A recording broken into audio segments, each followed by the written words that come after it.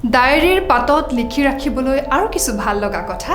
আকৌ এবাৰ আপোনালোকক স্বাগতম জনাইছোঁ মই মীনাক্ষী আপোনালোকৰ মৰমৰ অনুষ্ঠান আমাৰ ডায়েৰীলৈ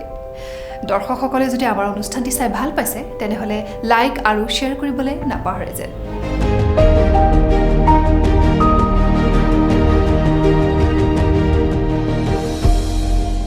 আজিৰ পৰা কিছু বছৰ আগতে নিজকে গঢ়ি তোলাৰ নিজকে আগুৱাই নিয়াৰ সপোন বুকুত বান্ধি খুজ পেলাইছিলোঁ গুৱাহাটী মহানগৰীত গুৱাহাটী মহানগৰ যাৰ আছে এক বৰ্ণিল ইতিহাস অসমীয়া ভাষাৰ দুটা শব্দ গুৱা যাৰ অৰ্থ হৈছে তামোল আৰু হাট যাৰ অৰ্থ হৈছে বজাৰ এই শব্দ দুটাৰ পৰাই উদ্ভৱ হৈছে গুৱাহাটী নামটো ব্ৰিটিছ উপনিৱেশিক কালত এই নামটো গৌহাটী বুলি কোৱা হৈছিল আৰু 1980 দশকৰ শেষৰ ফালে ই বৰ্তমানৰ ৰূপ লয় অৰ্থাৎ গুৱাহাটী নাম পায় আমাৰ গুৱাহাটীখনৰ ইতিহাস কেইবা হাজাৰ বছৰৰ পুৰণি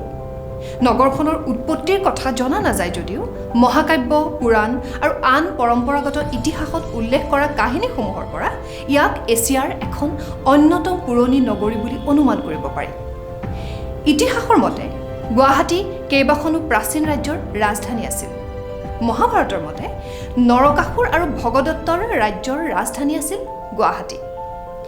বেলেগ বেলেগ সময়ত নগৰখনক প্ৰাগজ্যোতিষপুৰ আৰু দুৰ্জয় বুলিও জনা গৈছিল আৰু ই কামৰূপ ৰাজ্যৰ বৰ্মন আৰু পাল ৰাজবংশৰ ৰাজধানী আছিল 1200ৰ পৰা 1500 শতিকাৰ মাজত মধ্যযুগৰ এই সময়ছোৱাত কমতা ৰাজ্য পতনৰ পাছত নগৰখনে পূৰ্বৰ গৰিমা হেৰুৱায়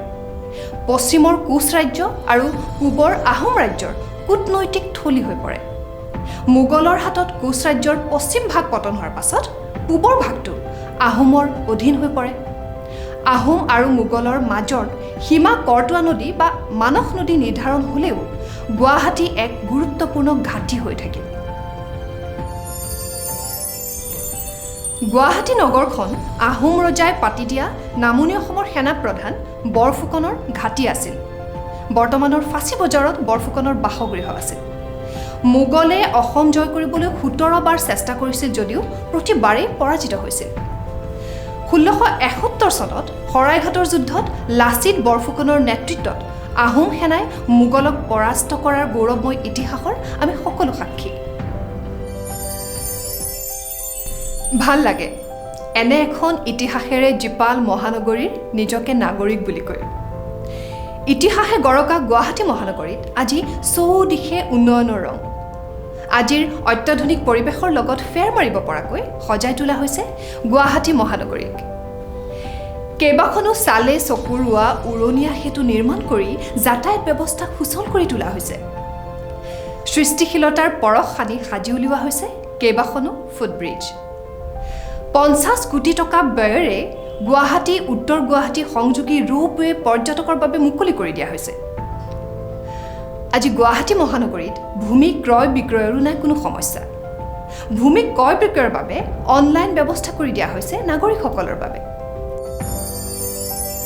জীৱনৰ অন্তিম যাত্ৰাটো নাগৰিকসকল যাতে আহুকালৰ সন্মুখীন নহয় পৰিয়ালৰ লোকে যাতে আত্মীয় স্বজনৰ সৎকাৰৰ বাবে হাবাথুৰি খাবলগীয়া নহয় তাৰ বাবে উলুবাৰী বিদ্যুৎ চালিত শ্মশানৰ ৰাইজৰ বাবে মুকলি কৰি দিয়া হৈছে খোৱাপানীৰ সমস্যাই যাতে মহানগৰবাসীক জ্বলা-কলা খুৱাব নোৱাৰে তাৰ বাবে দক্ষিণ পূব গুৱাহাটী পানী যোগানৰ অধীনত জলাধাৰ মুখ্যনলী আদি বহুৱাৰ কাম সম্পূৰ্ণ কৰি তোলা হৈছে মহানগৰবাসীৰ জীৱনলৈ যাতে বীজাণুৱে প্ৰত্যাহ্বান কঢ়িয়াই আনিব নোৱাৰে তাৰ বাবে পৌৰ নিগমে অগ্নি আৰু আপাতকালীন সেৱা আৰু অসম আৰক্ষীৰ সহযোগত কোভিড-19 হোৱাৰ পাছত নিতৌ মহানগৰখনক বীজাণুমুক্ত কৰি তোলাৰ বাবে অভিযান চলাই ৰখা হৈছে উচ্ছেদ কৰা হৈছে পদপথৰ অনুমতিবিহীন আৰু অস্বাস্থ্যকৰ দোকান পোহাৰ কৃত্ৰিম বানৰ পৰা গুৱাহাটী মহানগৰীক ৰক্ষা কৰিবলৈ লোৱা হৈছে বিজ্ঞানসন্মত ব্যৱস্থা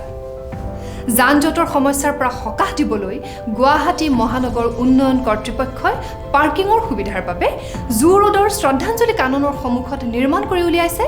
এটা বহু খলপীয়া স্বয়ংক্ৰিয় পাৰ্কিং ব্যৱস্থা মুখ্যমন্ত্ৰীৰ সহজ গৃহ নিৰ্মাণ আঁচনিৰ জৰিয়তে মহানগৰবাসীক এটা নিজা ঘৰ নিৰ্মাণৰ সপোন বাস্তৱায়িত কৰাৰো সুবিধা কৰি দিছে। মহানগৰবাসীৰ জীৱন আৰু সম্পত্তিৰ নিৰাপত্তাৰ বাবে সদা সচেতন মহানগৰ আৰক্ষী আৰু প্ৰশাসন। ইফালে মহিলা আৰু বৃদ্ধসকলৰ নিৰাপদ যাতায়াতৰ বাবে ব্যৱস্থা কৰি দিয়া হৈছে গুলপীয়া বাছৰো। গুৱাহাটী মহানগৰীৰ এনে উন্নয়ন, মহানগৰবাসীৰ সুবিধা আৰু নিৰাপত্তাৰ বাবে আৰু বহুতো পদক্ষেপ হাতত লোৱা হৈছে। আজি গৌৰৱ কৰিব পাৰোঁ মই বাসিন্দা এই উন্নত মহানগৰৰ, য'ত চাৰিওফালে কেৱল উন্নয়ন আৰু প্ৰতিগৰাকী নাগৰিক নিৰাপদ। মন ভৰি উঠা এই ভাল লগা কথাবোৰ লিখি থলোঁ আজি ডায়েৰীৰ পাতত। চাই থাকিব আমাৰ অনুষ্ঠান।